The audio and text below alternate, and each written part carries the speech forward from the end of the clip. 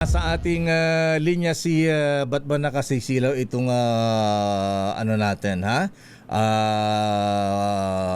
Ilaw natin na. Nasa ating linya si Attorney Antonio Ligon. Ayan ang chairman ng pwede man lagyan ano yan, parang sa kotse, yung pagka nakakasilaw eh. Ayan, yung chairman ng Lawyers Association founded by the late Soljan Francisco Chavez. Ito ay si Attorney Antonio Ligon, ang abay naging assisting counsel ng panel of prosecutors sa impeachment trial ni dating Pangulong Erap Estrada. Ayan. Ba't ba masyadong malinaw yata yung ilaw natin? Anyway, alamin ka natin kung ano ang kanyang pananaw sa naging edisyon ng impeachment court kahapon. Ayan, nakasilaw eh. Ayan, yung ano natin, masyadong anyway, siguro ibaba ng konti yung ano natin, yung monitor natin. Pwede ba yan? Parang nakatingala. Parang nakatingala sa langit. Sana eye level yan. Anyway, ayan. Attorney Antonio Ligon, sir. Magandang umaga po sa inyo, attorney. Magandang umaga, Lakay, Leo. Ayan. Maraming salamat sa pagpaimbita uli. Ayan. Attorney Ligon, kayo po, kaya po namin kayo natatanong, veterano rin kayo sa impeachment trial, ha? Ayan, nasubaybay nyo ang impeachment ni dating Pangulong Erap, si dating Chief Justice Renato Corona. Eto, sa nangyari kahapon, ayan, dito nga ba kasi sabi ng prosecution, success, ayan, nakalamang nga ba ang prosecution dito sa kanilang panalo na ipasubpina ang tax records ng Vice Presidente Attorney Ligon, sir? Oo, Kadeo, maganda yung naging desisyon. Siyempre, kanya-kanyang pananaw, yung mga tutol doon, sasabihin nila, hindi maganda. Pero para sa akin, maganda yung pagkahatag ni Senate Presiding Officer Chis Escudero. Talagang masasabi kong nakakabawi siya dun sa kanyang fourth tweet eh. Kasi Oo nga pala, siya ang tumutol nung una, yung una impeachment kay BP Sara. Oo. Yung decision naman may basihan dahil nabanggit nga niya dun sa kanyang decision na nung panahon ng impeachment trial ni Chief Justice Corona, ginawa na yon. So ibig sabihin, may president na. Pangalawa, hindi naman fishing expedition yan. Ayan, Sapagkat natukoy naman na mayroong kailangang ipaliwanag. At yung pagsubpina, maganda rin ang naging tugon ng prosecution doon. Hindi katulad ng warrant of arrest yan na hindi mag-a-apply sa ating pananaw bilang abogado, yung Stonehill versus Jokno na nabanggit.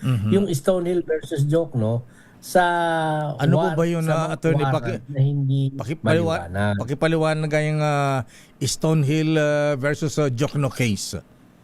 Yan yung isang makasaysayang kaso na talaga namang very timely. Yung ang nag-prosecute nun, yung sa American corporate guy dito na involved sa kung ano-ano, si Harry Stonehill. Ang nag-prosecute niya nung panahon ni President Macapagal, si Jose W. Jokno, isang magiting na abogado na napagkataon naman ama ng ating Congressman Chel Jokno.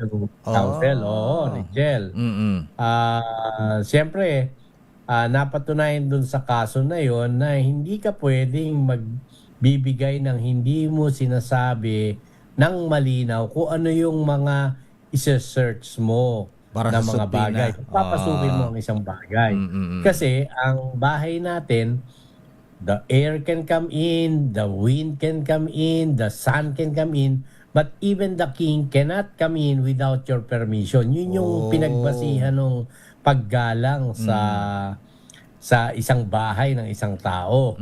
Ganon din naman, yung paggalang na yan sa pag-aresto sa isang tao, dapat may maliwanag na basihan na tanong ng huwes, ng ano ba talaga, kailangan bang maaresto ang tao o mahanap ang mga bagay sa kanyang tinitirhan nang may maliwanag, hindi basta suspicion o hindi blanket authority. Inihalin tulad yun dito sa subpoena pero malayo. Hindi kailanman mag-a-apply yung Stonehill versus Jokno sa aking kaalaman Bakit po? sa pag-issue ng subpoena ng husgado. Ayan dahil una ito ay impeachment court. Ano po ha? May ano ito, sabi nga political process. So hindi masyadong maigpit dun sa requisite sa isang paglilitis sa Attorney Ligon, sir. Ganun ba yan? Tama, Kadeo. Kasi nga, bagamat inirerespeto mo ang mga umiiral na mga rules sa rules of court, pero yung kapangyarihan ng impeachment court as an impeachment body, hindi naman kinakailangang masyadong mahigpit dahil may kapangyarihan talaga sila na magsagawa ng kanilang sariling panuntunan. Attorney Ligon. Wala kasing dito wala namang danger na makukuha mo yung buhay, kalayaan o ari-arian ng isang tao. Dito yung panunungkulan niya. Dapat ba siyang manungkulan? At dapat ba siyang, ang pinakamabigat na penalty lang rito, dapat pa ba siyang makatakbo sa susunod na eleksyon? Yun yung pangunahing layunin ng impeachment. Okay. Attorney Ligon, isa pa ha. Alam po ninyo ngayong mag-i-issue na ng subpoena ang impeachment court sa tax records ng VP Sara. May sinasabi naman, iba-iba rin opinion ng mga abogado. Sabi niya, kailangan muna ng approval ng presidente yan bago ibigay ng BIR commissioner ang mga documents sa impeachment court. Ano ba talaga? Kailangan pa ba ng approval ng presidente o kahit wala na? Ang tingin ko kasi kaya nila binabanggit yung kailangan ng approval ng presidente kasi ang BIR under the executive branch, no? Under the Department of Finance. Pero dun sa mga ganitong pagkakataon, dapat hindi rin makikialam ang presidente kasi kung sabihin niyang sige ilabas niyo itong mga hindi na kailangan, babaliwalain din niya yung order ng impeachment court. Sa akin, administrative, parang ministerial na lang yung sasabihin nila. But ang BIR, kapag sinubina na ganon, sila na magdidesisyon. Ngayon, kung masyadong, sabihin natin, no? Panukala lang. Halimbawa, nakakampi ng Pangulo, yung pangalawang Pangulo. Di pwede niyang haranggahin yung sinabi ng court. Sasabihin niya, wag niyo ilabas. Yun ang order ko.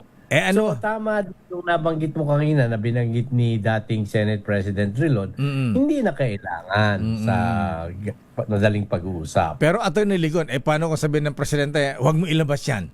Ayan, yun na nga sinasabi ko na anong mangyayari pagka ganun? Hindi dapat iaayon dun sa desisyon ng presidente kasi unang-una yung katungkulan niya, he should be objective and should hands off with this thing, no? Dahil ang impeachment court is not should not be dictated by any branch ng ating pamahalaan.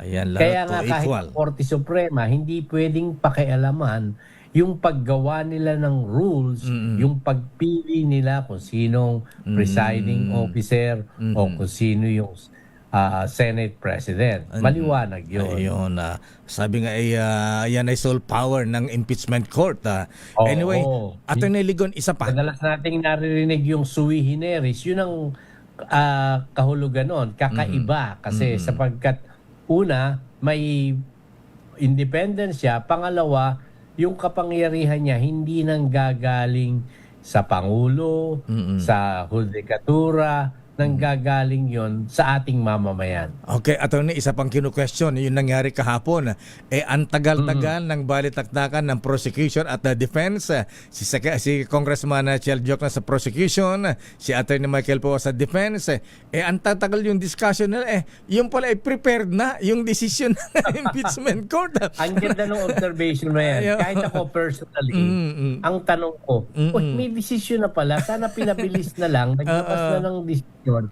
Kasi parang nagkaroon pa ng legal calisthenics Sabi ko, mental intercourse, calisthenics. Okay.